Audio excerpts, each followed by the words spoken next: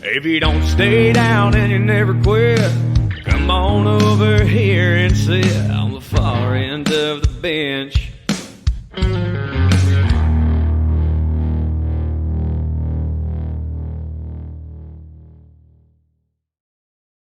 Oh, hey there, bench warmers. We're back with another recorded episode. Welcome to probably the only podcast that you're not going to hear talk about the Drake Bell, Dan Snyder documentary. It is the far end of the bench, episode 176. We got a lot of good sports to talk about. It's fitting that I wanted to bring it back real quick, and I'm probably going to mention it a few times throughout the episode because I was really excited about it.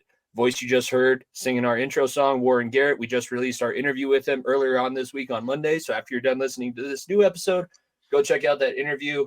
Talked a lot about how he got into music. He left Nashville, basically told his parents that he was leaving and was gone. He's been out there and still making music. He's putting out some new stuff. We'll probably have him back on when he releases a new song because we were able to have his new song at the end of that episode. So check out the interview with Warren. If you haven't, there was a ton of content last week. Niko and I are coming off of the live March Madness bracket show that we did with Jordan and Darren. Big shout out to them for jumping on last week. And you're back in a little bit. We're getting back into our groove, our rhythm here because we're gonna be busy as hell. I'm hoping we're busy as hell until we said June.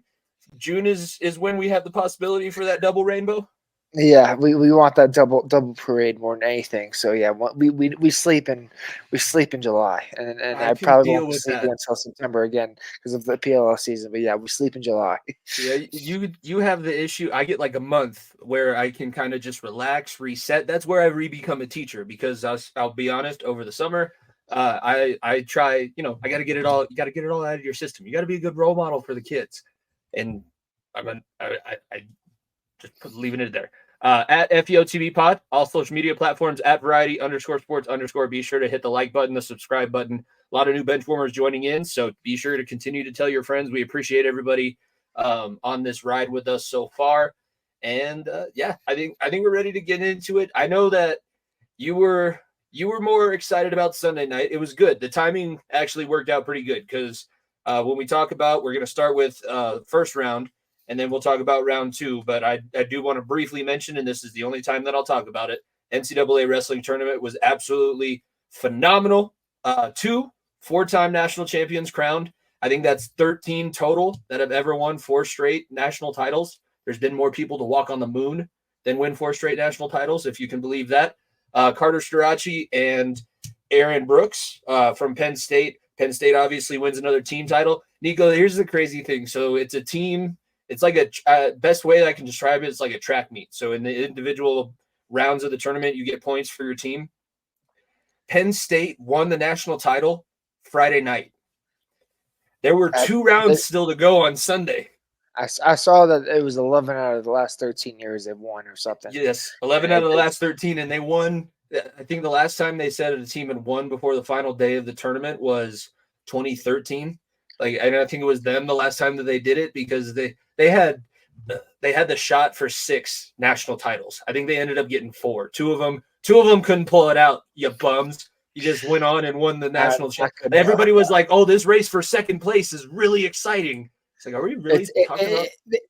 I'm a Formula One watcher and I enjoy it, but it's literally you put a piece of tape over the number 1 spot because you know Verstappen's going to win. It's kind of what you do with, I'm guessing, with the wrestling tournament. You just put a piece of tape over first place and say, you know what, Penn State's already won. Put a tape over on the screen. You're not worried, and it's going to be a hell of a fight for seconds. Yeah. It was crazy, but it made the other parts of the tournament fun. I will give ESPN credit; they knew how to sell the tournament. You can't sell who's going to win the national title. You can kind of sell these other 2 teams are also really good. Cornell, I believe, had a Rougeau. He won his 2nd national title, former world champion. I said it with Hunter last week, and this will be the last thing, and then we'll get into the actual tournament that everybody's excited for. The college wrestling, Bo Nicholas said it. I'm reiterating what he said. It's the highest level, most entertaining wrestling that we'll ever see. In the finals alone, I believe we had so there's 10 weight classes, so 20 wrestlers. I would say at least 50% of them have wrestled on a world stage. At least 25% of them have been world champions, and I believe 4 of them had all been national finalists before. It was insane how much of a pedigree was in a American college wrestling tournament. It's the best tournament in the world. It's the most highly skilled. It's something incredible to behold. And especially with the Olympics coming up in October here, it's important and make to see where we are, especially as the U.S. and can compete when we get to Paris and see how things go. So I think that was a great little appetizer to what Paris is going to offer. It's Niko. Here's the funny thing: we've qualified half of Mexico's wrestling team because our wrestling team is so good. Our really good guys can't get on the team, but they have Mexican heritage in their family. So Roman Bravo Young and Aaron Gomez are both two guys that have wrestled collegiately. Tried to make the U.S. national team and couldn't. They went out and wrestled for Team Mexico, and they're going to the Olympics representing Mexico. Viva Mexico, baby! All right, first round of the March Madness tournament. This is what everybody else was watching while I was watching my college wrestling. Not too many surprises. I would say FAU not making it out of the first round.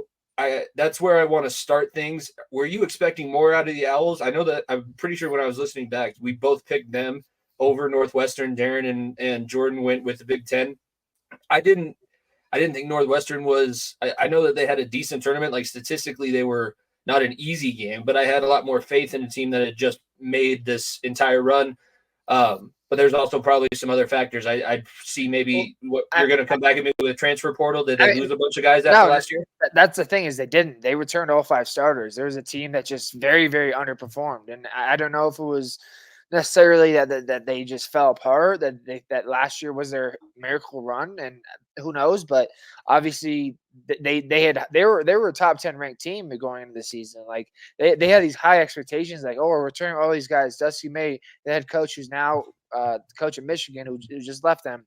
Like they had all these. Have you talked to Jeremy, by the way, since Dusty May took that Michigan job? Well, I mean, Ohio State is Michigan was the worst basketball team in the Power Six. They were I mean because everybody thought Dusty May was going to fulfill his Indiana destiny. That's what I meant. Did you talk to Jeremy about that? Jeremy has enough problems with Indiana basketball. That program, Mike Woodson did a terrible job this year. So Jeremy's got some other problems outside that. But yeah, I don't know. Dusty May was rumored to be Louisville job first, but the fact he went to Michigan is very, very surprising. But yeah, this FAU team, Boo Booey and Northwestern were just too hot at the right time. They played damn hard, and like I said, this first round games, it's more than likely if you play hard, it's a good chance you're either going to be in the game or you're going to be winning the game, and unless you're far out talented, unfortunately for some of these teams. But if you are an even 8-9 matchup and you just play harder than the other team, you're probably going to win, and that's how that's ended up for Northwestern. It's weird how college sports is still all momentum. That everybody, there's so much. It's almost unfair, but there's so much pressure and there's so much attention and there's so much money involved in all of this that we forget these are. Think back, Niko. When you were 22 in college, would you have trusted yourself with a possible multiple millions dollars worth of shot after whatever you did the week before in college? Because everybody knows you don't go to class in college. You learn how to pass your class without going to class. This is bad coming from a teacher, but it's interesting how just momentum shifts. That's why March is as crazy as it is. That's why the tournament is nicknamed March Madness for that reason, because things happen, and we're going to stick in that same Eastern region because we gave them a heaping of it on last week. But BYU, you say, oh, well, we're not going to play on Sunday. We have to be at church. Yeah, well, you could have been at church whether you had the 5 seed or the 6 seed, apparently, because you didn't show up for the tournament. You got your asses knocked out by Duquesne. Yeah, I had to hear somebody say it before I could pronounce it. I can't read that and just say, oh, yeah, that's Duquesne. It makes no sense. What were the Cougars doing? Duquesne, it's crazy because Duquesne had all this momentum with LeBron's high school coach being the head coach, and it's supposed to be his retirement run, and then obviously his former teammate at Mount St. Mary's, I think Vincent St. Mary's, whatever it is in Ohio, is the assistant coach there. He'll more than likely be the head coach there going forward. But look, Duquesne was on a miracle run, and BYU. I said it when we talked about last week. It was like BYU is just a team that I just had zero trust in. They were early exit in the Mountain West tournament, and I just had no faith whatsoever. And the fact that Duquesne came in, like I said, didn't surprise me at all. It's a reason why I picked that upset, and it goes to show that, like, look, if you think you're better than the first round, you're not. That's what happens in March. You never know who can come out of where. Yeah, and that also brings up another point, Nico. We mentioned the Mountain West quite a bit last week, and it was a rough weekend. I mean, yeah, BYU goes down. I'm looking through here. Let's see. San Who Diego else? State was the only team. Look, San Diego State's San Diego State's the only.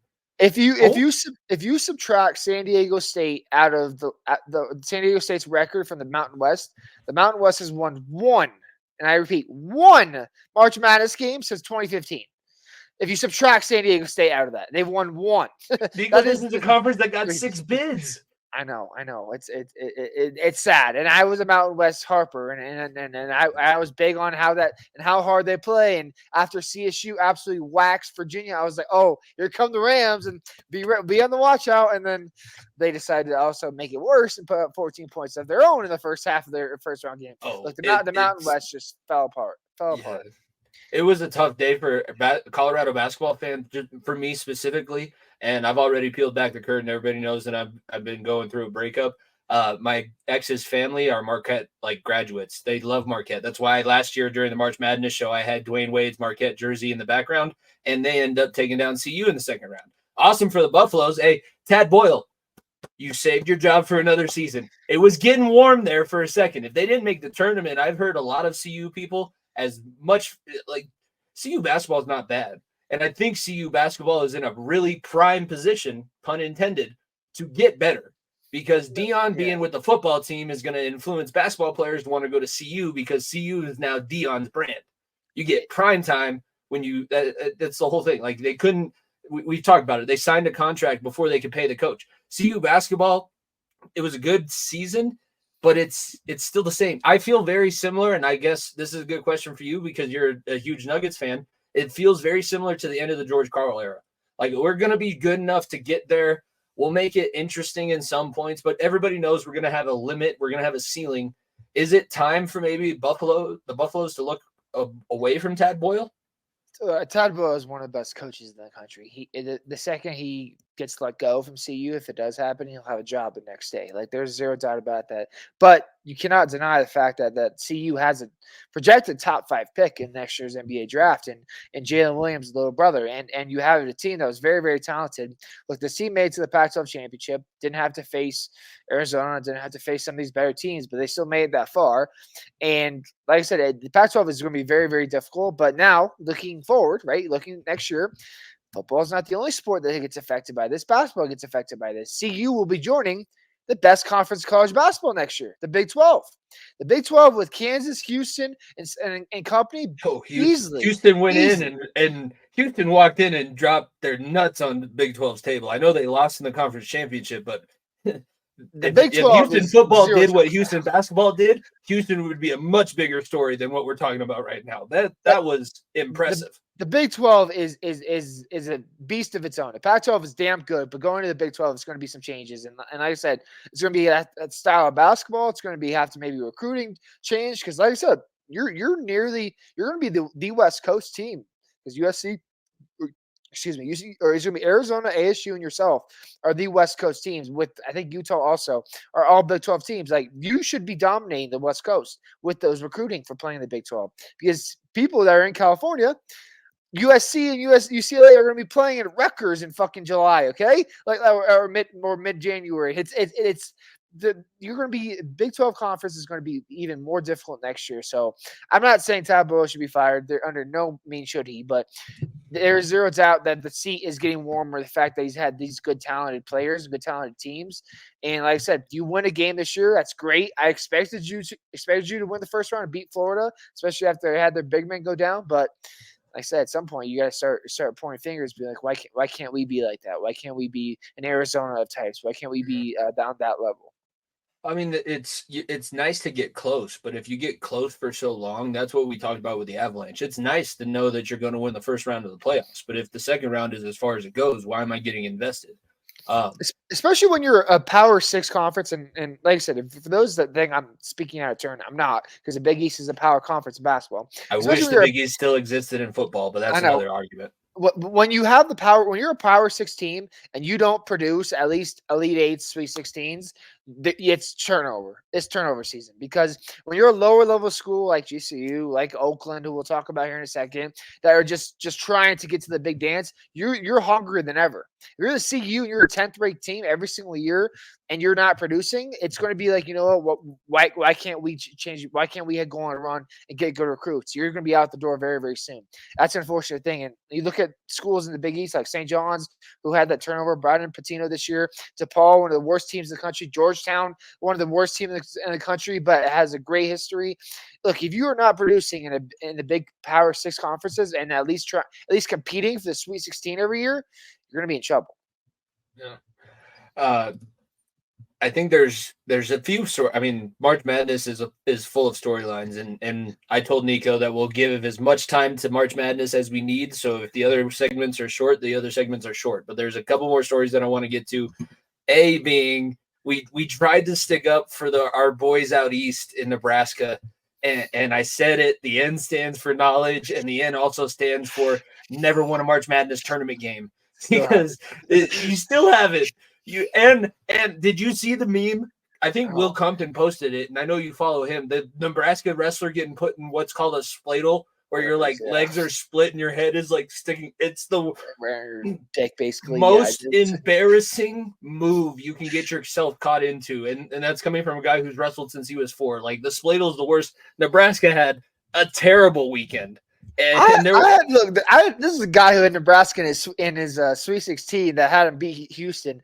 So they were going to win their first 2 tournament games. Yeah, Tamananga. Look, the dude could have had a chance to be a March Madness legend. I'll just say that. He had all the hopes, except for the fact that the dude could not score against a good defense at Texas A&M. Plays defense in the SEC. Crazy to think, right? But yeah, I was disappointed just as much as the next person. I don't know why I even considered them going that far when they haven't won a game. It's still crazy that they're still the only Power 16 that has not won, literally never won a game. And this is probably one of the best teams they've ever had. Man, that's like you said. I was wearing that N for knowledge very, very strong too. Okay, I had that across my forehead too when I died with a ship of them in my Sweet 16. Okay, so you know what, I have just as much to blame as people in Nebraska being mad. It's weird too, because they had a guy that's been ranked number 1 at his weight class all season, and I picked him to win. And not only did he lose in the semifinals, he lost in the next match also. So he didn't even go for like 3rd and 4th. He went for like 7th and 8th. It was every way that they could lose. The only time that you can put faith into Nebraska being good is if you're betting on women's volleyball. Because they're a tank. They are a tank in women's volleyball, but in everything else, it's pretty much roll over and die. That's crazy what Nebraska sports has been. Nebraska may be the worst sports program in the country right now. And how can it not be? Because they haven't won a bowl game since what, 2006, 2007, whatever it was. Oh no, I mean Compton won a bowl game. Okay, either way, it's like they have not competed or been around a championship since the 1990s. 97 when they shared it with Tom Brady's Michigan. Exactly. And then the second biggest program outside of football, that program, well, technically second biggest in terms of across the country, second biggest program has never won a fucking game in the most important tournament of all time. Yeah, Nebraska may be the worst program in all. You got Power 6. The Power 6.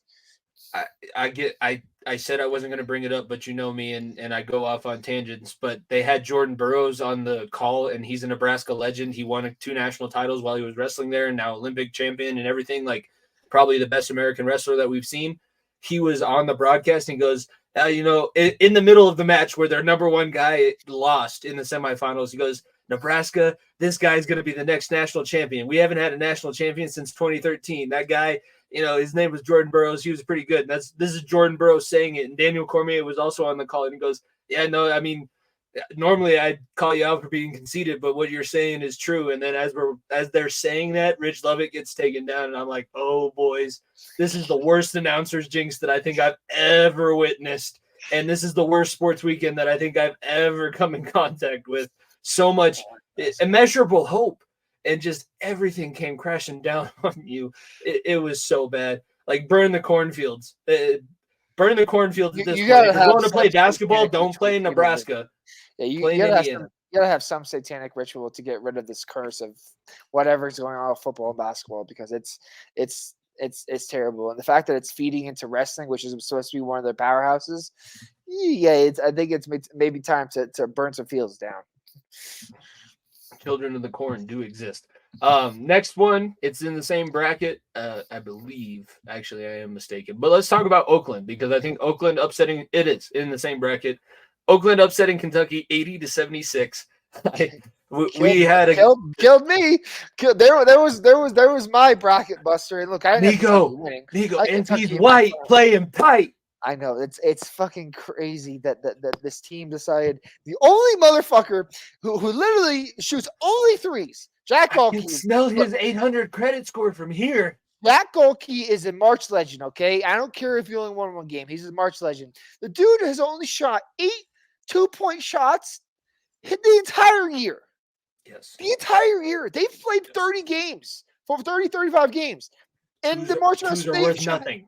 He averages playing half the game for this team. He's one of their best players, and you don't think, you know what? This motherfucker can shoot pretty good. You know what happens in March, Jimmy? Oh, white guys go off. Cold ass white boys happen. Motherfuckers just come out and just shoot their asses off for no reason. Guys who will be car salesmen here in 2-3 months are going to come in and knock the shit out of a couple of future D1 or future first round draft picks in Kentucky. It's oh man, look, it pissed me off so much when Kentucky lost, because I had all this hope, because I said, you know what, this is Calipari's year. If he doesn't get over the hump, he's fucking done. And then I said, you know what, Kentucky has great point guards, Reese Shepard and Dillingham. Like, they have a couple guys that'll be top 15 draft picks in the NBA draft. Kentucky needs guards. These fuckers just had this motherfucker shoot 10 threes in the first half and drop 40 on their head. And like I said, I sat there and I was like, I can't believe this is happening. I was like, every single year, there's one motherfucker that just does this. And then you were like, and then he goes off to an oblivion, and he goes, sells insurance, goes to work for Deloitte, goes to his hometown and does whatever. He says he's gonna go to Germany and become the next Dirk Nowitzki. That's his. I hope so. Dirk, but look, I would not put it past him that the Miami Heat will give him a fucking G League invite and have him. Yeah, and have him be the next walk-on great for the Heat. So I would not put it past him to do that. But man, the fact that Kentucky year in year out has at least one first round draft pick on their team, first round draft pick, top 15 lottery pick on the team, and they have now lost. They have now won only one March Madness game in 3 years. It's crazy to me. Absolutely crazy to me. One and done or not. This is look, Calipari, there's no denying Calipari can produce NBA talent. Kentucky is one of the has some of the best talent in the NBA. And if you G League coach. And look what he does though to win in March, people have figured out. It's like, this isn't a hero ball anymore. And unfortunately, with college football, and maybe this is the wave of old school coaches of the Sabans of the era, the Harbaughs of the era, and why they're moving on from the sport is because coaches have to be smarter than just recruiting the best players in the country. You have to have a foot in the transfer portal. You have to have a foot in the high school area of different parts of the country other than Florida and Texas. You have to have these foots in different areas that these coaches are just unwilling to move on from, right? They're like, you know what? We're Alabama. I'm not, we can pay you under the table. You're going to come here. We're Kentucky. You're going to be a first round draft pick no matter what, but we're not going to win a college March Madness game. That's what they're selling. And look, if you're Kentucky and one of the best programs in the country year in, year out, you are continually losing in heartbreaking fashion, something might have to change. And Calipari has a $35 million buyout. And I don't know if that's worth it, but I would highly consider it. Or you have to have a conversation with them being like, you know what? We need to figure this out, because the one and done shit is cute. It's cute, but you have to get your foot in the portal, and you have to get your foot into recruiting and bringing guys in that are fourth year, fifth year guys, because people are realizing if you want to win in March, you have to have 20 to 22-year-olds. Yeah. It no longer can 18-year-olds win, because they are inexperienced. They struggle under the pressure. You have to have kids that have been there, have played college basketball for a couple of years, and want to win.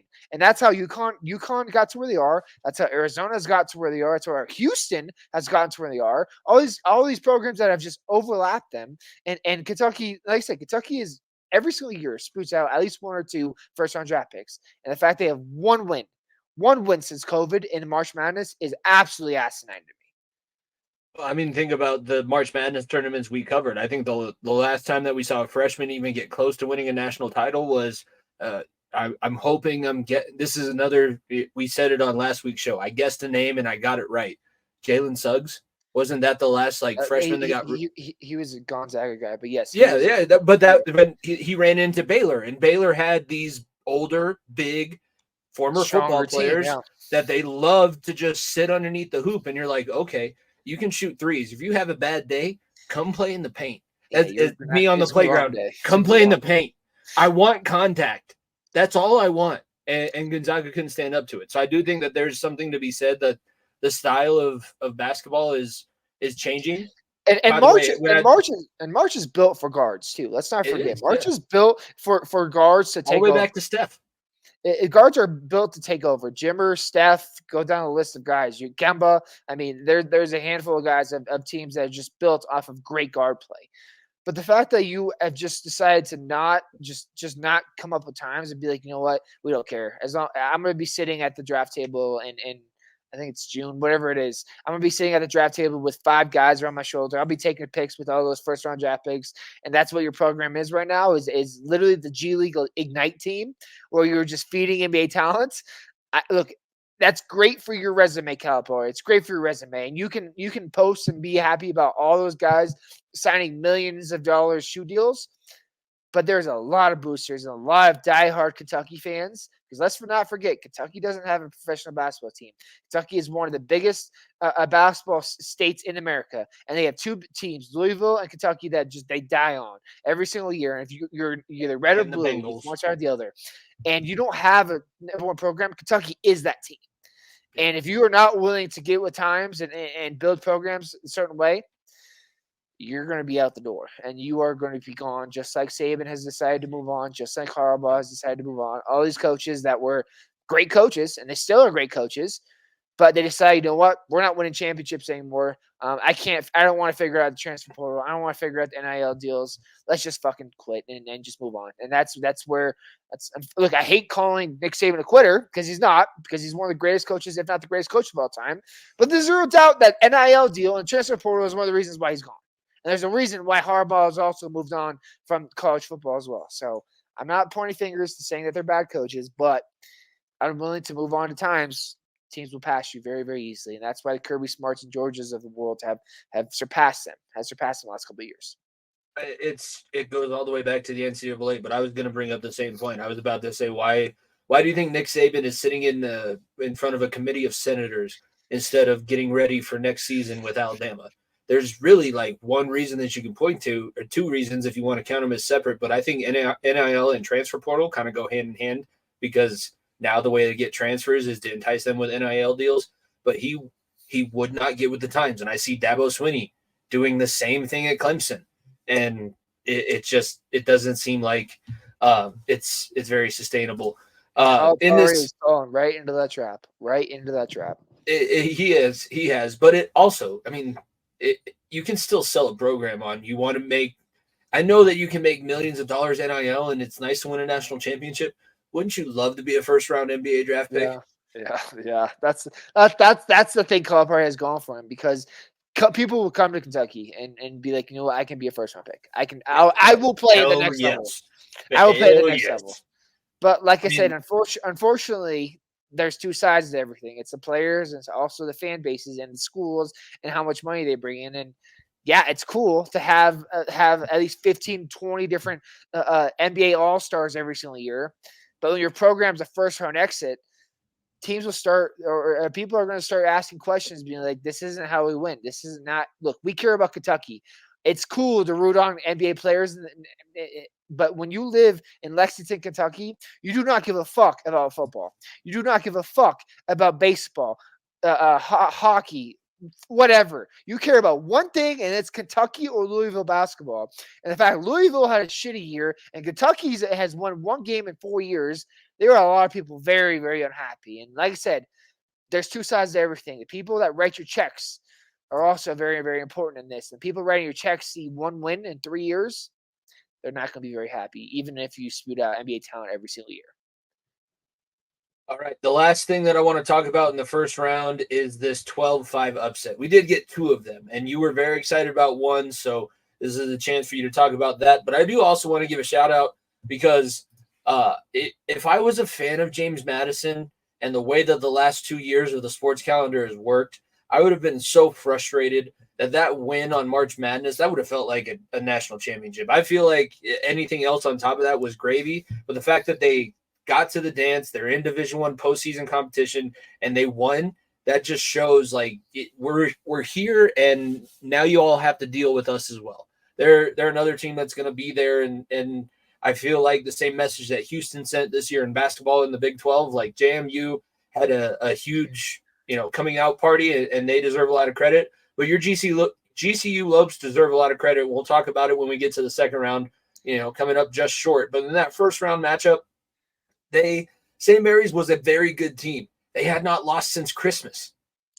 Everything was in their favor. And your Lopes, I give them all the credit. Like that was something to behold. So the 12-5 upset is back. We had 2 of them. Yeah, we had 2 of them. And look, I'll give my credit where credit's due. James Madison is a hell of a program. The problem, though, and I'm learning the hard way now because of all the rumors swirling around on the internet, is when you're a 12-5 upset and you're a team that is consistently in the tournament and producing good talent, what happens? Well, the JMU coach is now portal. Nope, not that. The JMU head coach is now the head coach at Vanderbilt. It's already left them. So when you have a very good, when you have a very, very good head coach like we do at GCU with Bryce Drew, there's going to be people wanting. There's going to be a lot of people wanting him. Oklahoma State is rumored. There's a couple other programs, or Big Power 5 conferences that are rumored. And look, this game and the first round game, it showed that this team is athletic and just would be willing to jump out of gym over everybody. And St. Mary's was a very, very one-dimensional team. They tried to pick and roll. And once they started missing shots, GCU said, foot to the pedal. You can't keep up with our speed. You can't keep up with our one-on-one guys. And unfortunately, the one-on-one is what killed us in the second round. I'll get to that here in a moment. But so we can go right into it. I think we can. This is a good way to segue into round 2. So talk about GCU because, yes, round 1 was great, but what went wrong in round 2, and why did they come up just short? I hated what Charles Barkley said after the game, but he wasn't wrong. There was not many sets. There was let Tyon Grant Foster cook and win us the basketball game. And look, there was a lot of things that went wrong that we could have easily won that game. And people look at the final score. You lost by 11. We had a lead with 4 minutes remaining. Look, we missed 18 free throws. We had to leave with 4 minutes left. Missed your free throws. You had a couple of guys. If you had 2 guys fell out, Look for being the main one. Look, there was lots of bad things. And a team that lived and died at the free throw line, 4th most free throws in Division I basketball this year. You miss 18 free throws, you're not going to win many basketball games that way. And as bad of a shooting performance as you had, I believe it was 36% from the field, and you miss 18 free throws, you're not going to win it. You're not going to beat anybody. That's bringing back so many memories of being in Gunnison and calling basketball games where you're like, well, we've attempted 45 shots, but guess how many have gone in? 10. Not many. 10 of 45. And that was the downfall. And look, there's all kudos to Alabama. And look, Alabama. The NATO's pissed me off by the end of the game. The amount of time he just talks to the referees. Go get a fucking friend, okay? Find somebody else to be a He friend. can't have It's friends. If he ridiculous. has friends, that he's gonna hide a gun He has somewhere. a conversation to the Can't referee have friends. every single fucking play. I was losing my mind. I hope fucking North Carolina goes in there and cooks their ass. But that's not beside the point. NATO's pisses me off. But they have a point guard, Mark Sears, who one of the best guards in the country. He absolutely came in and there was no stopping him. I think he hit three or four threes in the second half, and he just was absolute cooking us out of the pick and roll. And he was a hell of a talent, great player, and there's zero denying how good he played. But the fact that you were up with 4 minutes remaining, you missed that many free throws, and you had no right winning that game. You had no right winning that game. You had no right winning the first game, and you're playing with house money, and unfortunately you come up too short is just very, very disappointing. Very, very disappointing, because you look at this roster, and the worst part is look, Gabe McLaughlin, 5-year guy, he'll be gone. He's graduated.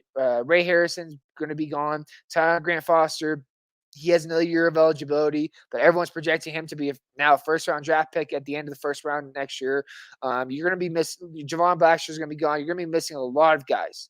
You're going to be missing a lot of guys next year. It's going to be a brand new team nearly, and possibly with Bryce Drew out the door. Who knows? Who knows if we'll get this opportunity again? That's the worst part. Is look, when you lose this many seniors and you lose this much of good talent, it could be another 2 to 3 years before you win another game.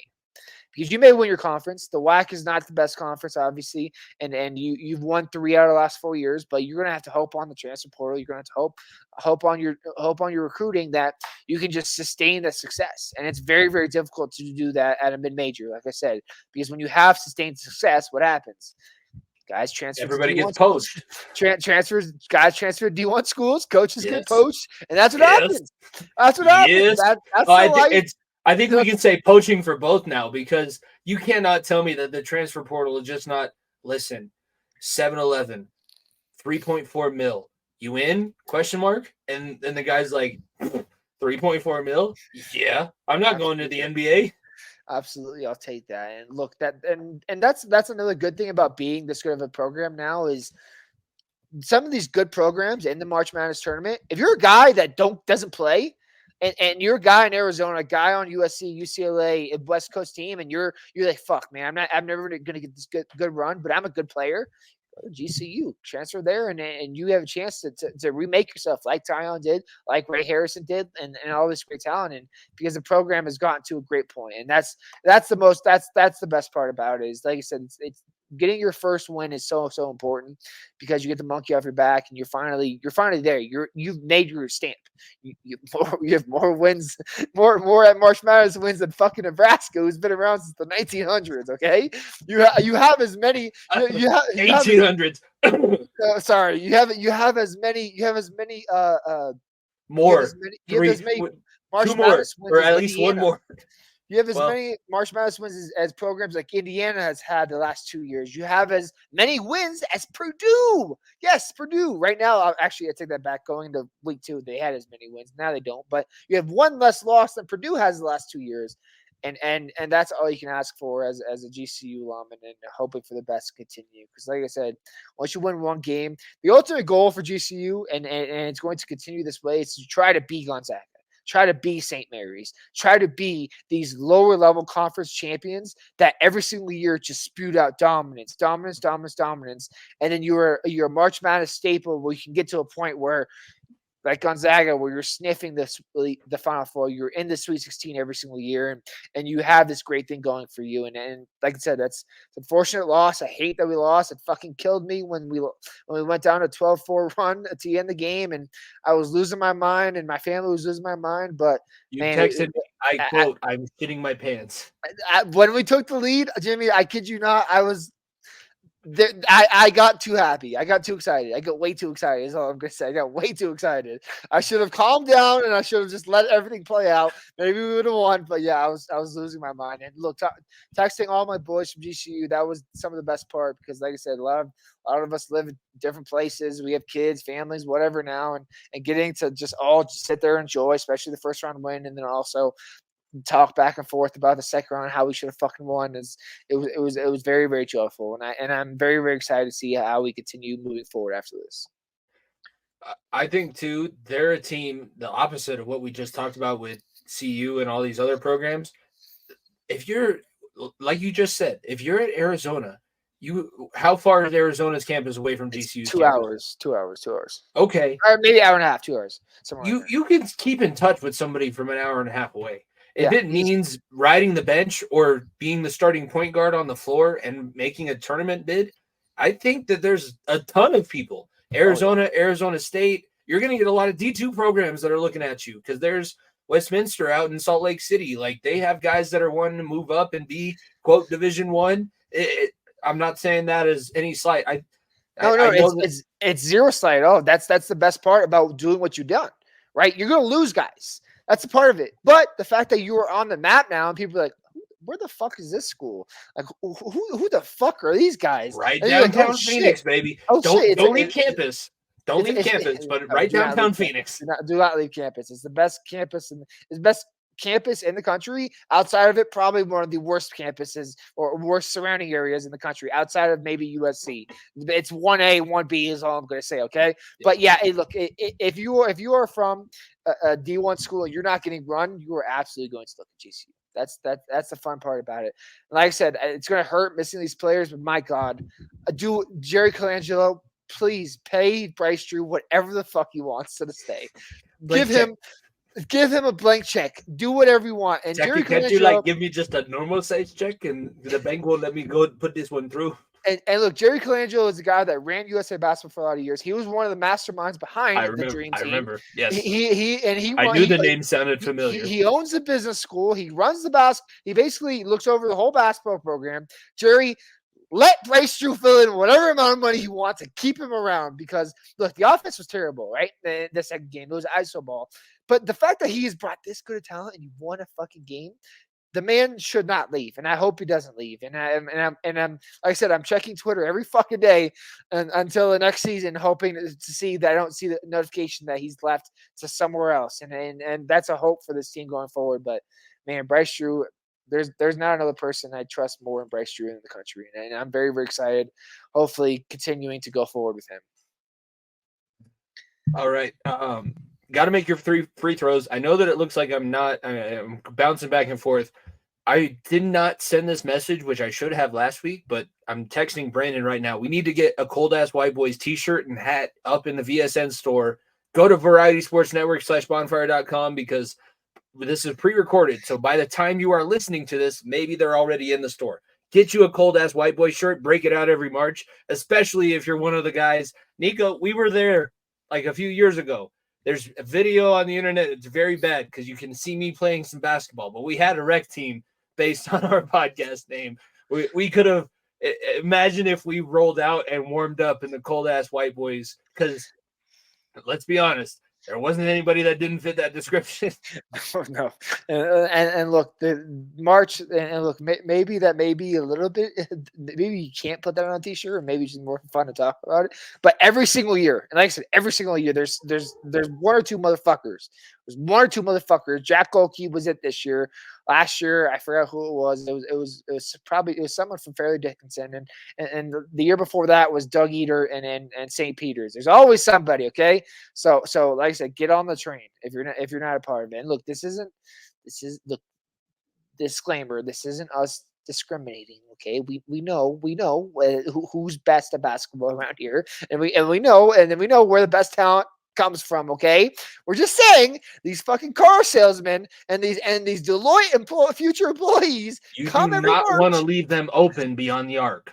They come every single March and they make your top 15 draft pick in the NBA draft look like a fucking bum at least 1 week out of the year, okay? So let us have our day. I can smell his 800 credit score from here. You need to get up on him. I didn't know he was a shooter. You didn't know. What do you mean you didn't know? The whole scouting report is the dude doesn't shoot twos. I have no idea. Round 2, let's get into the teams that we're going to be previewing here for the Sweet 16. Big East, they have 2 representatives as I'm looking at it, making three. 3 representatives. Or That's did Creighton correct. lose? Yeah, Yeah, no, I know. Creighton three, all three. I don't want to bring up the one that starts with an I know, M. I know, So I know, I know. All 3 are in though. And yeah, look, Big East every single year is damn good. Everyone knows it. And tell me I this said, as sincerely as you can. Is Marquette, are they on the hook? Like, could they win a national championship this year? yes, and I hate saying that, but look, we just talked about Jimmy. We just talked about cold ass white boys. Tyler Kolek may be that dude. Tyler Kolek may be that dude. This dude, left-handed sharpshooter who can guard anybody and beat anybody. There's 0 denying that they have a fucking cakewalk to the Elite Eight, right? They've played only double-digit seeds. They played Western Kentucky, obviously CU, and now they played the last remaining double-digit seed in NC State. Okay, and NC State would not have been in the tournament if they didn't win 5 games in 5 days, and now they've won 2 straight, and they beat Oakland, and they beat obviously a good team in Texas Tech, but the same This Marquette. week off is gonna fucking kill them. I The swear to God. the fact that Marquette has this easy a cakewalk could be bad for them. Could be bad for them Elite Eight. Could be good for them because they're healthy and well tested. But who knows? But Marquette is absolutely a wagon right now, and it's definitely off the backs of Shaka and Tyler Kolek. I think that the big there's a lot of people. I was taking polls today while I was at school because we're back and I didn't see them before we filled in our brackets. So I was going through, it's our middle school basketball season. So I'm going through talking to everybody. Who do you have winning? Who do you have winning? A majority of people did say UConn. Yeah. It has not happened since the Florida team with Joakim Noah, if I'm not mistaken. I think the last time was UConn actually with Kemba one year, and then the next year was Shabazz Napier. I think that was back to back. If not, maybe I'm wrong. Maybe it was definitely Florida did a lot. Was one of the most latest teams. But I think UConn might have been the last one with Shabazz and then Kemba back to back. But I may be wrong on that. It's the way that this tournament has gone, and we talked about it before we started recording too. It's a lot of chalk. There's a lot of teams that you're like, oh yeah, they definitely should win because they're higher ranked. They're this, they're that. They play better competition. That was the same way that it was a few years ago, back in like 2019, and we saw a lot of interesting games coming up. So since we've already gone for about 45 minutes, we can kind of push this into a preview as well. But is UConn truly like? How difficult would you say is it to win this tournament back-to-back years? Is it as hard as everybody says, or is it, if you have a system in place like it seems the Huskies have, could this be sustained success like we've seen on, say, the women's side of the bracket? Well, the women's side of the bracket, we could talk about dynasties, and you want to talk about the greatest dynasty is UConn winning 4 straight national championships. So I'll talk about Caitlin Clark at the end of this, but when you talk about going back to back, it's like I said, it's very, very difficult. But you look at what Dan Hurley and I think it's Bobby, whoever it was, Hurley at UConn, and the roster he's brought in. You have Donovan Clingan, who's one of the best big men outside of Zach Edey in college basketball, and then you have Matt Spencer. People in the lacrosse world that know me know his brother Pat Spencer was the #1 recruit coming out of high school, and he was the #1 overall pick going into the PLL's first ever draft. And he just said, "Nope, I'm going to go play basketball." And he now is on a 2-way deal for the Golden State Warriors. Shout out Fat Boy Fadeaway. And then look, this UConn team, the way they just came and dog walked Stetson, which they should have. They look, Stetson didn't have a chance to breathe. Okay, that's what you do as a #1 seed. You do not let them breathe. And then you have Northwestern. Which would outkick me. Exactly. Then you have Northwestern walk in with all this hype and coming off a big win. And you're saying you're not going to have a chance either. We're going to come in and we're going to whoop your ass by 17 points, and it's going to be an absolute cakewalk. And look, now they face a team that made the Final Four last year in San Diego State, right? A team that's, and I believe this is a national championship rematch. And look, San Diego State does not forget what happened last year. UConn dominated them last year. It was not a game. People turned that shit off, including myself, after the first half because of how bad of a beatdown it was. And San Diego State is going to come in with a chip on the shoulder, hoping for the best and trying to reverse what happened last year. And look, you look at the teams left in their section of the bracket. Illinois and Iowa State are 2 Iowa State's a hell of a defense, and Illinois has one of the best offenses in the country. And it's going to be a fucking war. It's going to be a war. If UConn can get through the San Diego State game unscathed and beat this and get you guys rest going into the next game, I believe it's on Sunday, maybe it's on Saturday, whatever, Thursday, Saturday. They're at a Final Four lock. They're a Final Four lock, and that's saying a lot, and that's crazy to say that, but that's how dominant this team has been. And like I said, things can change on flip a dime. And the revenge tour that San Diego State feels like they could be on could be the nail in the coffin. But I think that Iowa State and Illinois are going to literally kick the shit out of each other so much. It's going to be the most entertaining Sweet 16 game out of all the games.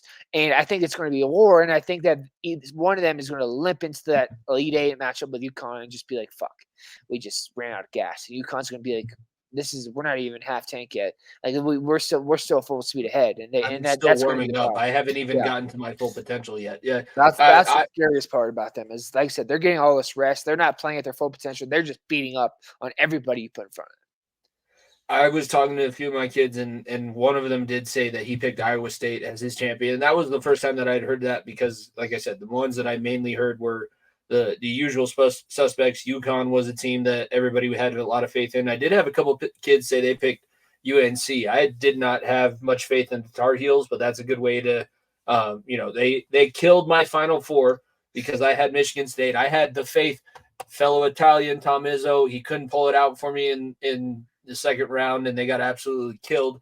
And now North Carolina is going to be playing Alabama. You probably didn't watch this game. Michigan State started the game 15-0. They were up 15-0. I wish you wouldn't have told me that because, yes, I did not watch this game. And I'm sorry I had to do that to you because I bet North Carolina money line right after that. I was like, yeah, there's no way. They played horribly to start the game. And the fact that Michigan State got up to a massive lead and then North Carolina comes back. Oh, yep, we're back. RJ Davis and Armando Bacot, who's in his 10th year of eligibility, are just going to come in and just dominate whoever you put in front of us. And that's what North Carolina did.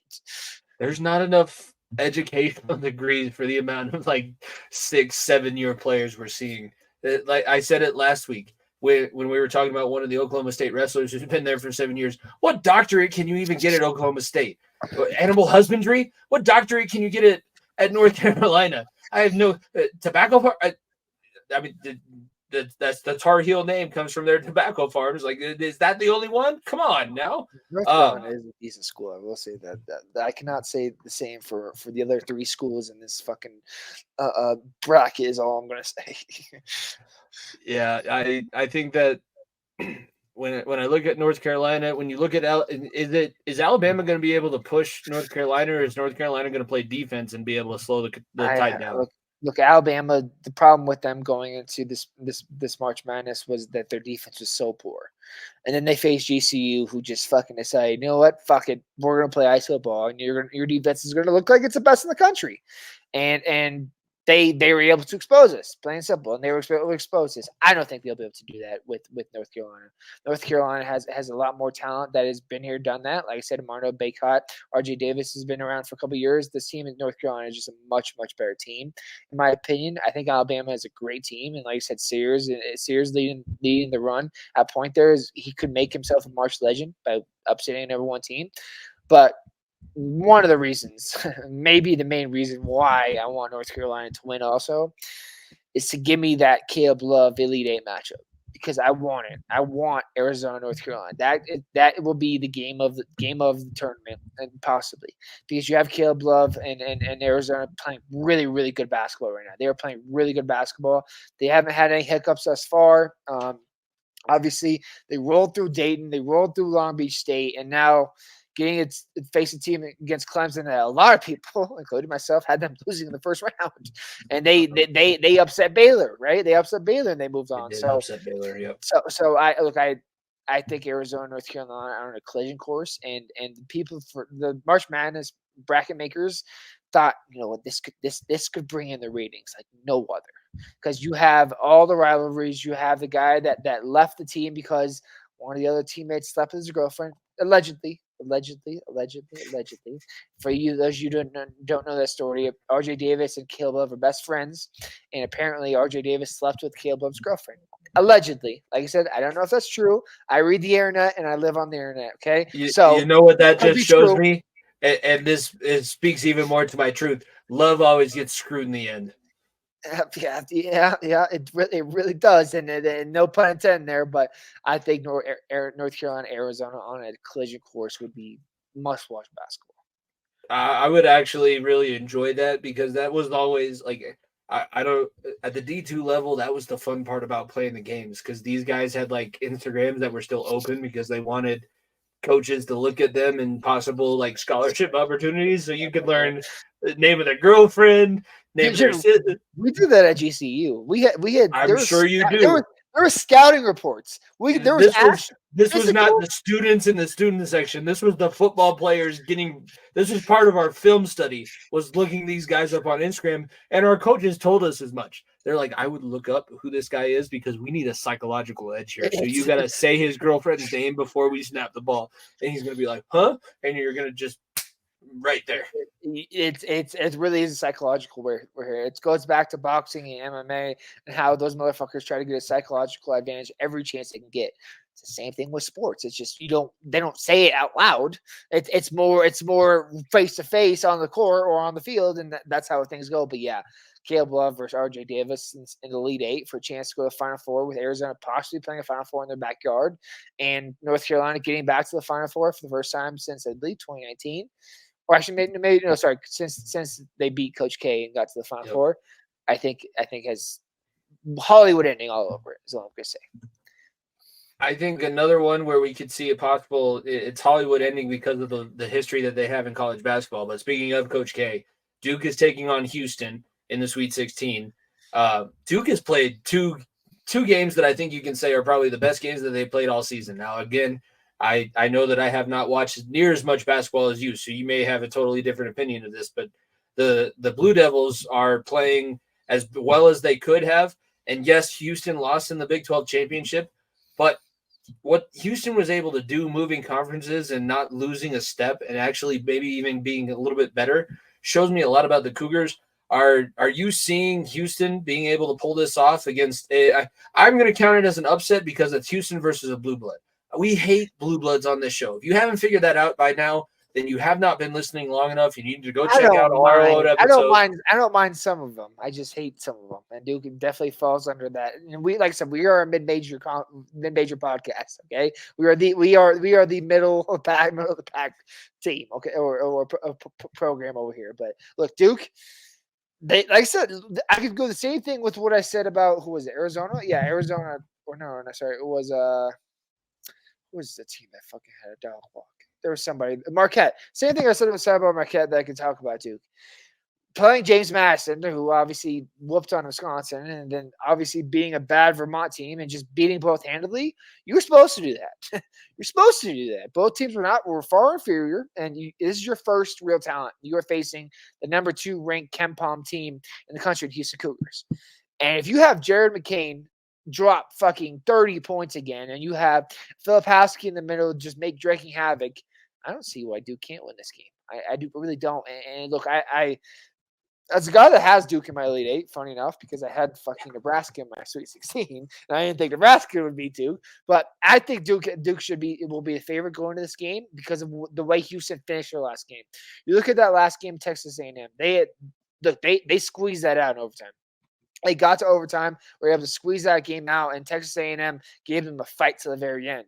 And you look at Duke. Duke walked through their first two opponents. I think that could help Houston in a way because they're more battle tested, and that could also hurt them. Just about to bring that point up. More tired legs. Like Duke may have a slight advantage because of how hot they are and the way Houston has had to battle, especially in the round of 32. I was just about to bring that point up because yes, you would like to. We just saw the Nuggets and the Avalanche win championships in like the most dominant fashions of the last 20 years. Most of the time, you do have a lot of adversity on a way to a championship. So it's not the worst thing in the world to go into overtime. It's not the worst thing in the world to have a tough game. Maybe you did start to think that your shit didn't stink. Well, then you go into a second round matchup and you have to eke out. You already said in this podcast that Texas A&M was probably one of the better defensive teams that we've seen. So if you can overcome a really good defense that shows me a hell of a lot more than just beating up on. It was the Sisters of the Poor. You got if I'm gonna double check my work here, but let's look. You got a 13 and a 12 seed on your way to the Elite Eight. And Are you really gonna sit here? I know Duke fans are gonna sit here and say yes because we're Duke and we're better. But are you really going to sit here and say that you're better prepared for the Elite Eight than a Houston team who had arguably one of the better defensive teams in the country on their path to this matchup? Yeah, it definitely goes up for debate. And like I said, you can play who you put in front of you, because Alabama also had a similar path, beating a 13 seed in Charleston and then beating GCU. You could say that could have been easy, but obviously the way they had to fight their last game is a little bit different than the way Duke just was able to walk over James Madison. There just seemed to never be life in that James Madison game, and Duke just absolutely put a stranglehold on them.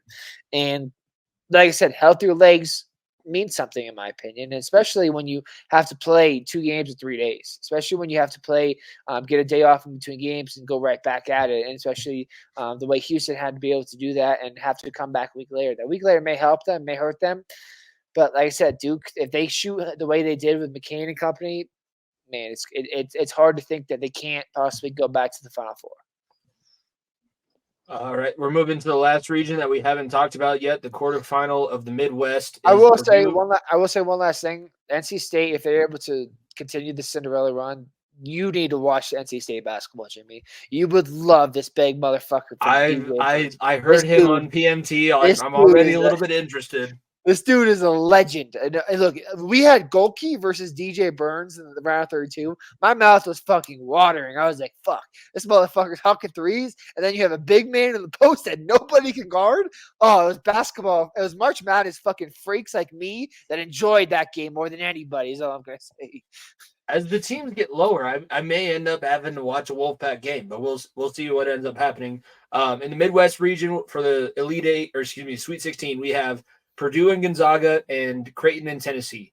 Of those 2 matchups, which are you expecting the 3-2 to be a more competitive game, or is Gonzaga going to have something to do? Like Zach Edey and Purdue, you don't like to say, like, you don't automatically want to put a team on another team's trajectory, but when Virginia lost as a 1 seed, they came back the next year. I don't know if they had a 1 seed again, but they made that run and they won a national championship, and they've done it very similarly to the way the Boilermakers have done this. And Zach Edey, he's better than he was last year. He's taken himself a little bit more seriously.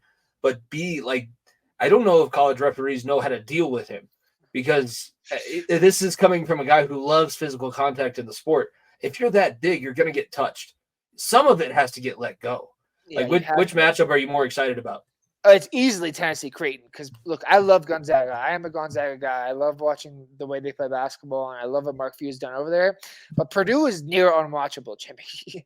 That team fucking lives and dies on the free throw line, and fucking lives and dies off of Zach Edey just getting the ball and having a double team thrown at him, and he can just shoot over the top of them. It's not enjoyable basketball. If you want to talk about enjoyable basketball, look no further than Adults That Connect. Guy from Prairie View High School, funny enough, went to Northern Colorado, transferred to Tennessee this past year, one of the best players in the country, SEC Player of the Year, against Creighton, who, you want to talk about a team full of fucking dudes that could just white boys that can shoot. That's literally the definition of Creighton, okay? Luke Shireman, you have Cole Brenner in the middle, a big dude. It's going to be a very, very entertaining game of basketball. I'm a big guy. I'm big on Tennessee this year. I really am. I like the way they play. I think Rick Barnes has done a hell of a job with that team, and I love the closer that Dalton Connect has been. So I have Tennessee, and I have Gonzaga, actually, because I had this Elite Eight. There's the only Sweet 16. This is the only Sweet 16 group I had perfectly intact.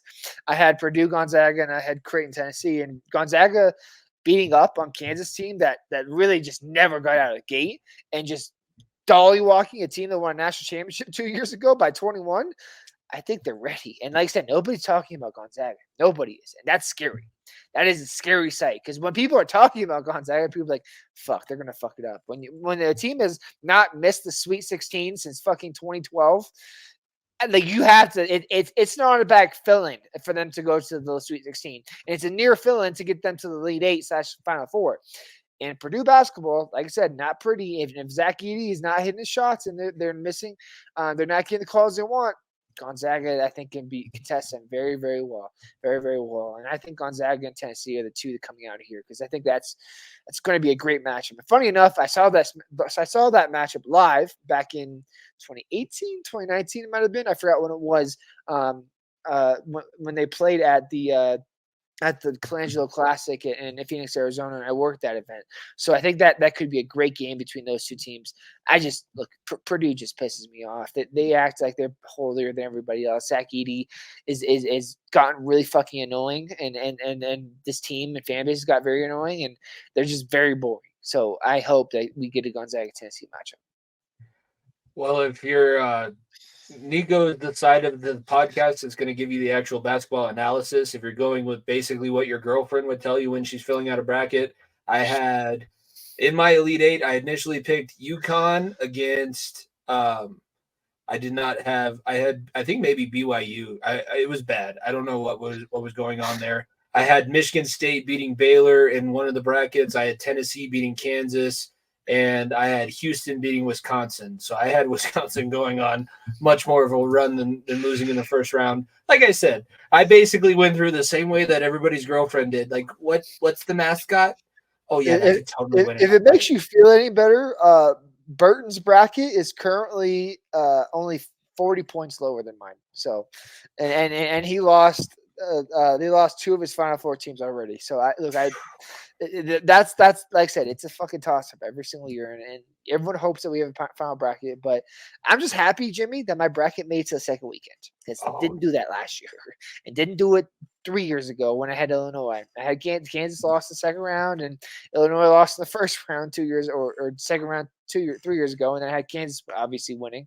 So hopefully UConn can make me at least last until the Final Four. I'd like to at least have a fighting hope. That's all I want, fighting hope. Last thoughts on first weekend of March Madness. Should we get Monday of the first weekend of March Madness off? Should that be a national holiday just like the Monday after the Super Bowl? It's not necessarily Monday. It's the Thursday, Friday that you need to fucking – we called it movie day in elementary school.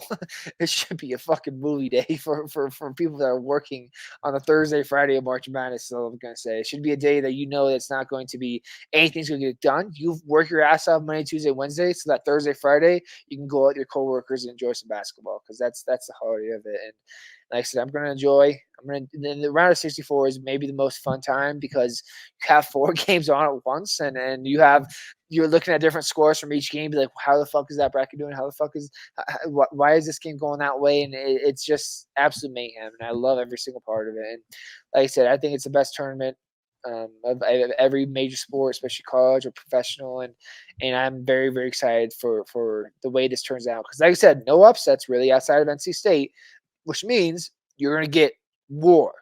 Absolutely. You're going to have 2 of the best teams in the country just going at each other. And as much as we love Cinderellas, it's almost better. It's almost better that way because you get better teams playing against the best teams. You really see who the best team in the country is. Because like I said, UConn last year, they were the only number 1 seed left in the Final Four, and the next highest seed was the 5 seed. Okay, so let's not forget that happened. Okay, so yeah, I it sucks that my lopes are out and there isn't upsets, but there's going to be some very, very good basketball this weekend. It's when the games get the most exciting, fewer and fewer teams, because we're going to start having to talk about Gonzaga when they make it past this Sweet 16, possibly past the Elite Eight, because then you run out of other storylines to talk about. So there's plenty of things coming up, and the March Madness is far from over. This thing is called March Madness, but it basically should just be Spring Madness because it's like middle of March all the way through the middle of April. We're moving things forward a little bit. Another big thing that happened in the spring, you unfortunately were not able to be on the trade deadline show, but we're big hockey guys. Everybody knows this. We have the video of me being at us being at this Avalanche Stanley Cup parade. We have the picture of taking the shots, celebrating the championship. I'm wearing the Avalanche hat, so it's been here the entire time. I did not feel this good. Like, yes, last year there was all these expectations, and we tried to put on a good front because we're the defending Stanley Cup champions. Like, when you have that to be able to fall back on, you can walk around with a little bit of a big stick. I felt like Theodore Roosevelt. That's a shout out to all my history nerds. I felt like I was walking around carrying a big stick. Last year's stick was a twig compared to what this year's team is and could still possibly be. I do not want to get anybody's hopes up, but everybody keeps talking about the possibility of Landeskog and where he's possibly going to fit in with all these new additions. And there's talk about him being all the way down on the third line. And I'm like, please, God, if we could have an Avalanche roster where Gabriel Landeskog is on the third line, I would die and I would be full Canadian. I might even move if that happened. I'd move back to Montreal, go back to where everything all started. And I'd be the biggest Colorado Avalanche fan in Montreal, Quebec, but also Quebec, but sorry, I hate to do that to you. Correct, you was Quebec, yes. Yeah, but look, this team. That's been a couple times where I've gone on a rant and it's been interesting. But go ahead, because you haven't been able to talk about this team since the trade deadline. This team is so far better, so much better than last year's team. It's not even close. Okay, frankly, you look at this third line specifically. Logan O'Connor was a damn good third liner for last year. He was playing the 2C at some points last year, right? He was playing 2C. You have a third line of fucking Ross Colton, who is a Stanley Cup winner, played big time minutes in the Stanley Cup final. You have Brandon Duheim, Yarkov Trenin, who are two guys very, very up and comers. You still have fucking great talent on the back end that you would add it to. And you still have arguably the best top six in hockey. Let's and possibly, not possibly, arguably the MVP, who as we're recording this has a chance to continue his point streak, a home point streak that is only rivals fucking Gretzky, by the way. And he's the second person in NHL history to have two 18+ point game streaks. Obviously, look, saying this is crazy because we really take for granted how good Gretzky was, because Gretzky was a fucking different planet of its own, and the fact he that was also getting banged up before every single game, like going out with the boys to the bar. That he was not Nathan McKinnon yelling at his players for eating candy bars in the locker room. When you list the go, the conversation nearly starts and ends with Wayne Gretzky. I get Jordan, I get all these others, but Gretzky literally is the greatest individual person to ever lace skates up and put a piece of wood in his hands, okay? And I will die on the hill. It doesn't matter what Crosby does, doesn't matter what Ovechkin does, he is just him, okay? And the fact that McKinnon is on a pace to possibly break a couple records of his is absolutely asinine to me. And he's that good. Look, let's not put it past the fact that what McKinnon and Branson have done to elevate Jonathan Drouin. Jonathan Drouin was a guy that was afterthought, cut from Montreal, traded away. He is just a guy that had a very, very tough start to his career, obviously with mental problems, and obviously I'm very, very happy he got through that. But the fact he's playing with his little league teammate and Nathan McKinnon, and he gets that familiarity, the fucking juice he's playing with is absolutely crazy. Absolutely crazy. And the fact that you have Drouin playing that good on the first line, that you have the luxury of putting arguably the two most underrated wingers in the National Hockey League on the opposite sides of a guy who you just traded for, who is an absolute stud 2C in Casey Middlestat. It's crazy to me. You have Val, Artur Lekkinen, and fucking Casey Middlestat. That's and a guy that just lives for setups. He lives for assists. That's the number one line on half the teams in the league. The number one on half the teams in the league. I'm going to get you off track. Did you see the stuff that Middlestat said right after he came to Colorado? Oh, my gosh. He had never sweated in an NHL practice before? Buffalo, if I'm you, I'm pissed. Yes, good for you. You got Bo Byram. And I'm glad for Bo. Happy for Bo. I love Bo. He deserves all the credit. He deserves all the credit in the world. Has one of my favorite parade moments where he almost gets kicked out because he looks so goddamn young that the security guard didn't recognize that he was on the team. But Buffalo, like Jack Eichel and Casey Middlestat were on the same draft class.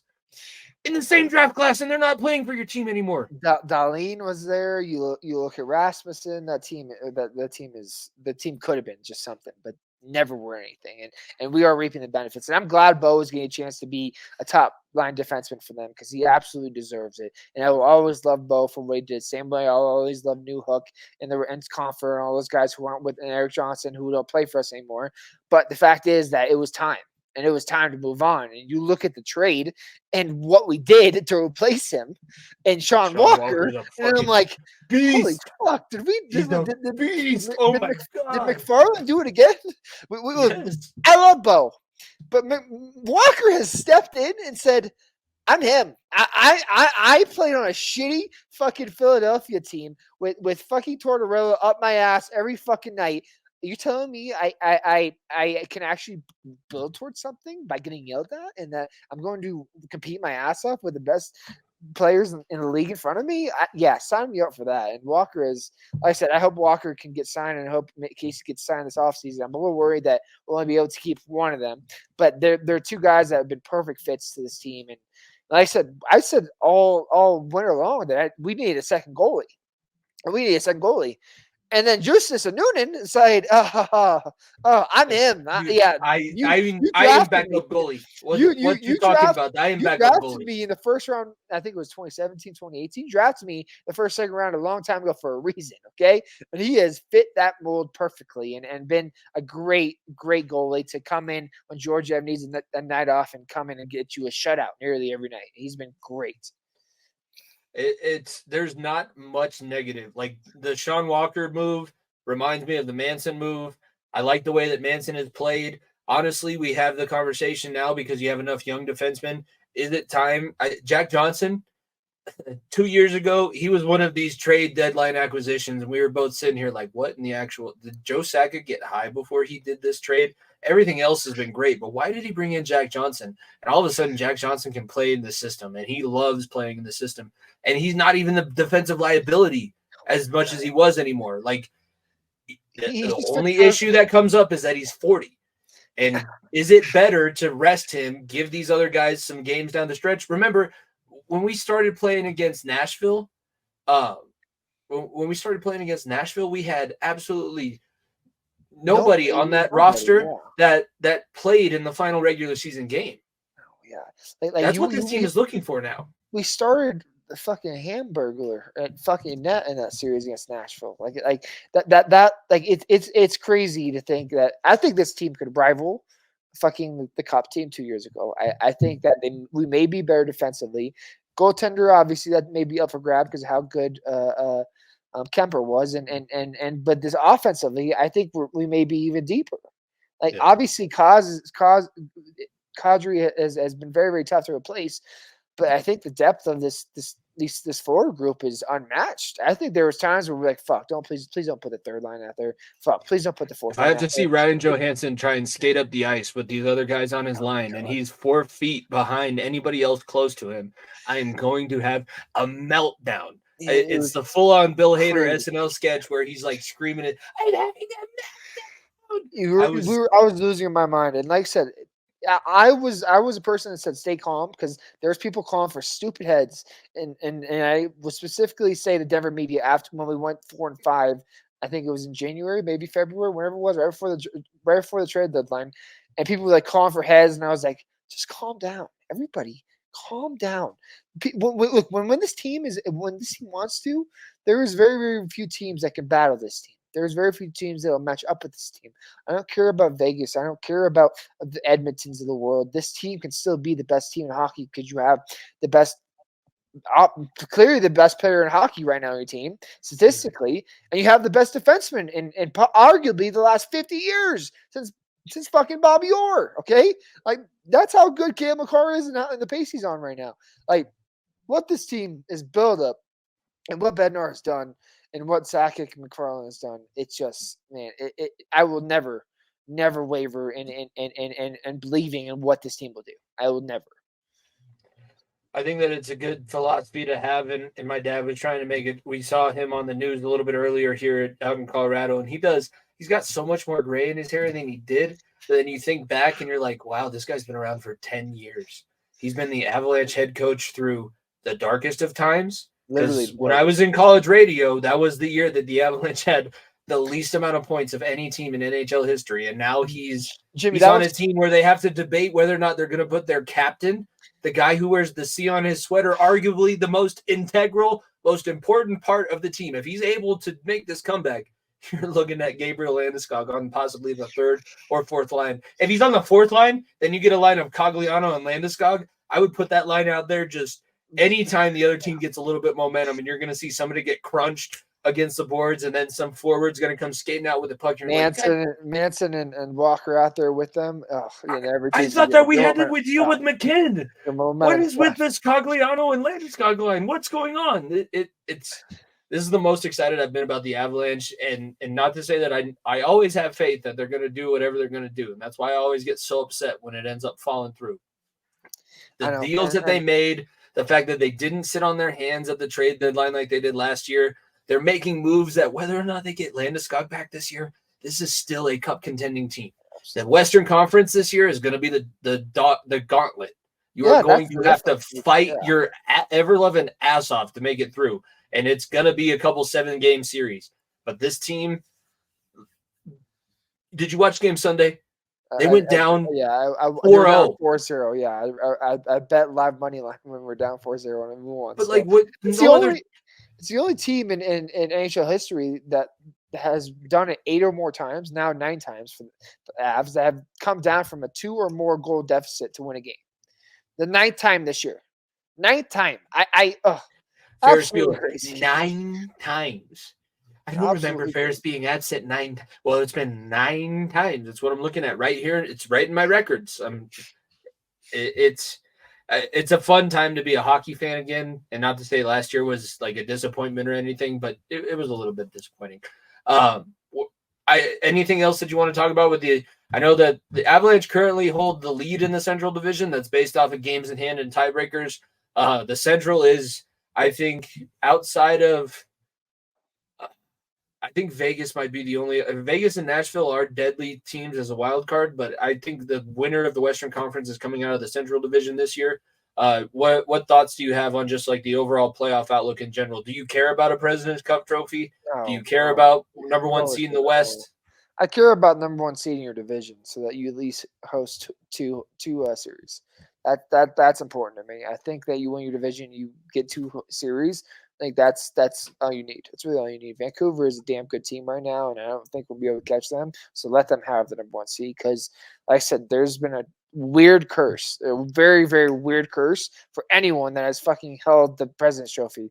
Obviously, Boston with a fucking historic season last year and losing a 3-1 lead to Florida comes to mind. They're on pace to possibly win it again. And here's the worst thing about that whole statement, Niko. We're 1 point behind Vancouver, and they are currently tied with New York and 1 point behind Boston. Like the President's Trophy race is actually very enticing this year. Like those are really good teams. Look, I'll make this declaration right now, Jimmy. This will be the last time we talk about the President's Trophy until the end of the season because I do not want that juju.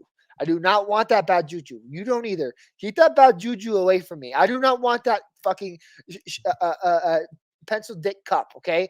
Leave that at home. Give it to Vancouver. Give it to fucking Edmonton. Edmonton's hot right now. Give it to them. They deserve something, right? Give it to Toronto or give it to somebody else. I don't care. Just don't hit me with anything near that. I don't want it. I don't fucking want it. And no one in Colorado should want it. Okay. We don't want that shit. There's only one championship that matters. Okay. We ain't come here for fucking for dick slapping wanting a President's Trophy. We came here for one person only, and that's Lord Stanley.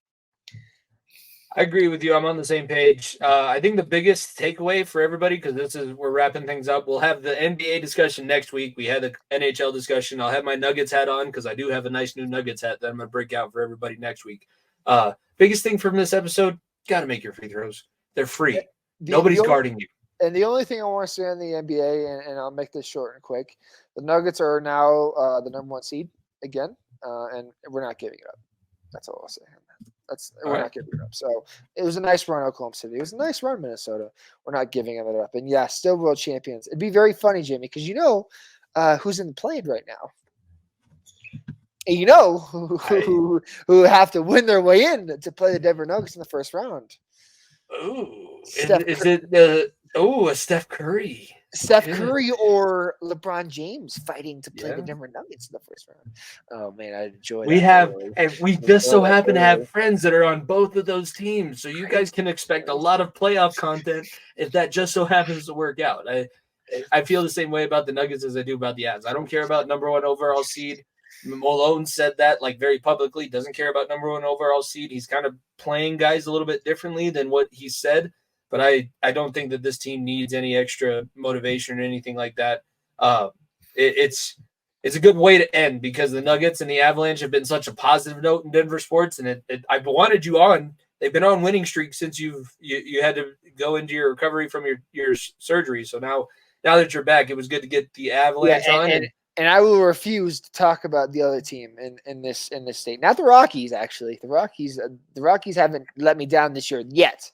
It will happen. It's coming. It's coming. Give it time. They haven't let me down yet. But yeah, obviously the other team in the state did some interesting things.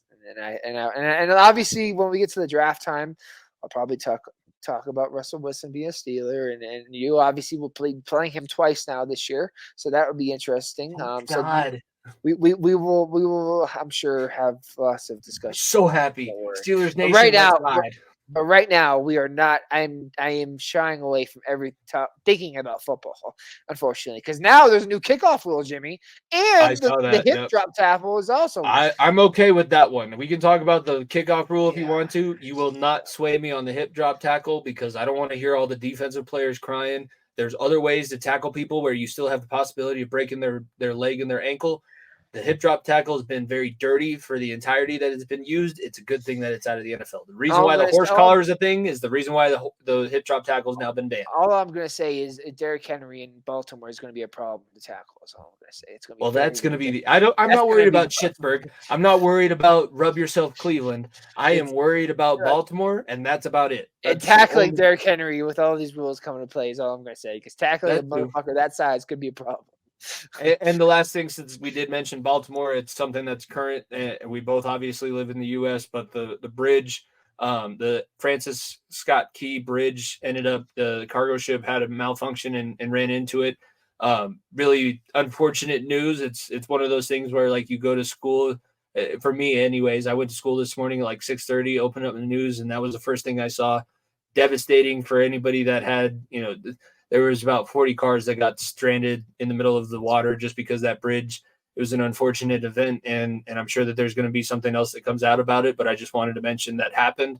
If you're listening in Baltimore, as much as I don't like your football team, I will gladly say that this was a tragedy, and if you have somebody that's affected by you, I hope that you're dealing with it and you're able to come through and they were able to make it out of it safe. But that was a really wild situation to walk into school with this morning.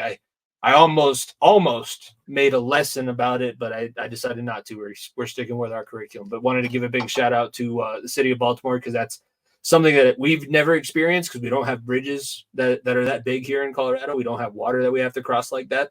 That is still like a terrifying. I never even thought of the things that I had to worry about. A bridge collapsing that I'm driving over was never one of those thoughts. So it was a terrible situation. And I forgot to touch on this too when we're talking March Madness. The women's bracket is shaping out to be very, very good. Caitlin Clark, there's a lot of people losing their mind about how you think Zach Edey gets foul calls. Well, people are losing their mind over the word Caitlin Clark is getting foul calls. And South Carolina has been kicking ass. Looks like we'll get Iowa versus LSU possibly in the Elite Eight, which is going to be Angel Reese and Haley Van Lith versus Caitlin Clark and company, and then you'll have what's her name? Fucking, I can't remember. There's a blonde girl from Louisville that lost her mind. Oh, I thought you were going to mention Asia, whatever. Okay, the USC girl is also an absolute stud. So the women's tournament has been very, very good. I don't want to touch on this because it's an interesting topic, but people are saying, obviously Caitlin came out and said that the women's tournament is more exciting than the men's tournament. I'm not going to say that. I'm not going to go that far, because if you look at the first round of games, every single higher seed nearly won by 30 points. So I'm not going to go that far and say that's more exciting, but I will say the star power that women's college basketball has right now easily rivals. It's such a far cry. You remember when we had to talk about them setting them up in a gym and not even giving them a locker room a few years ago? I'm pretty sure that was a COVID year, but that was still. Caitlin Clark is the biggest name in college sports right now. I would argue over any basketball player. I would argue right now the only person it rivaled in terms of football was probably Caleb Williams, and that's because of the NFL rules. But she is the biggest star in college sports right now, and there's zero denying it. And what the women's tournament, especially when we get to the later rounds, it's going to be much more entertaining than these fucking 30, 40, 50-point blowouts in the first round. That's why I don't think it's as entertaining. But I do think that the entertainment will be coming, especially when these later rounds, the good teams play each other. Look at that. We're going social awareness for the end of the podcast. Episode 176, guys. Be sure to follow. All the social medias are down below at FEOTB Pod. Subscribe to the YouTube channel. Follow our network, Variety Sports Network. Talking to Gridiron. Took a week off last week. I recorded 4 shows. So, hey, sue me, but I needed a break. We'll be back this week for another off-season edition of Talking to Gridiron with Jordan and Darren. Talking a little bit about the NFL and some of the moves that were made. But we got a ton of content coming your way. So episode 176, hopefully you all enjoyed. We will see you guys next week. Peace. If you don't stay down and you never quit, come on over here and sit on the far end of the bench.